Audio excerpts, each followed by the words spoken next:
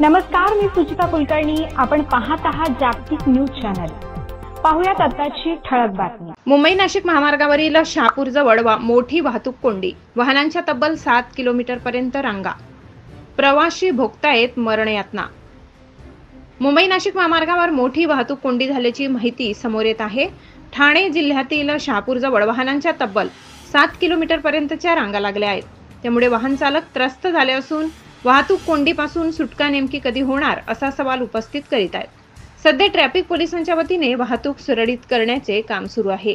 मागील काही दिवसांपासून मुंबई नाशिक महामार्गावर मोठी वाहतूक कोंडी होत आहे. वाहन चालकांना सातत्याने वाहतूक कोंडीचा सामना करावा लागत आहे.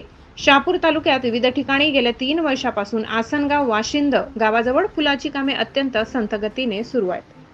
या कामामुळे अनेकदा वाहतूक कोंडी निर्माण होते.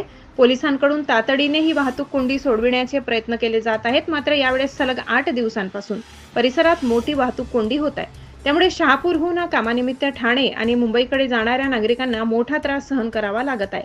आज शनिवारी पहाटेपासूनच शहापूरजवळ मोठी वाहतूक कोंडी झाली आहे. वाहनांच्या तब्बल 7 किलोमीटर पर्यंतच्या रांगा लागल्या आहेत.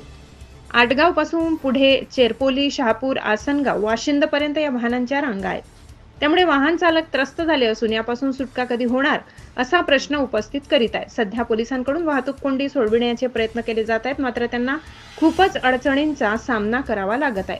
महत्त्वाचे म्हणजे रुग्णवाहिका 2 ते 3 तास किंवा अधिक काळही या वाहतूक कोंडीमध्ये अडकलेली असते. त्यामुळे त्यात असलेला रुग्ण दगावण्याची शक्यता नाकारता येत नाही. तसेच वासिम व आसनगाव येथे अंडरपासचे सुरू असलेल्या ठेकेदारांनी बाजूला असलेल्या सर्व्हिस रोडवर पडलेले खड्डे बुजविले नसल्याने संतगतीने वाहतूक होत असल्यामुळे वाहतूक कोंडीचा प्रश्न गंभीर झालेला आहे. नुकतीच भिवंडी लोकसभेचे खासदार सुरेश गोपीनाथ बाड्या मामा म्हात्रे यांनीही प्रत्यक्ष जागेवरती येऊन पाहणी केली. तसेच ठाणे जिल्ह्याचे जिल्हाधिकारी अशोक शिंगारे यांनीही या ठिकाणी येऊन भेट दिली. असे असतानाही परिस्थितीमध्ये कुठलाही प्रकारचा बदल झालेला नाही. वाहन चालकांकडून टोल वसूल केला जातो, परंतु त्यासाठी असलेले उच्च प्रति दर्जाचे रस्ते का बनविण्यात येत नाही असा संतप्त सवाल प्रवासी करत आहेत. तसेच काही ठिकाणी 2-2 फूटचे खड्डे पडलेले असून त्यातही अपघाताचे प्रमाण वाढले आहे. ठाणे जिल्ह्याचे पालकमंत्री शंभूराजे देसाई यांचेही झालेले दुर्लक्ष. त्यामुळे अधिकारी व ठेकेदार यांनी सर्वांनाच केराची टोपली दाखवली असल्याची प्रतिक्रिया प्रवासी व्यक्त करत आहेत.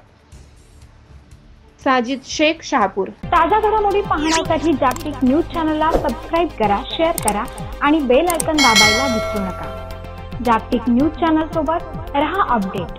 धन्यवाद.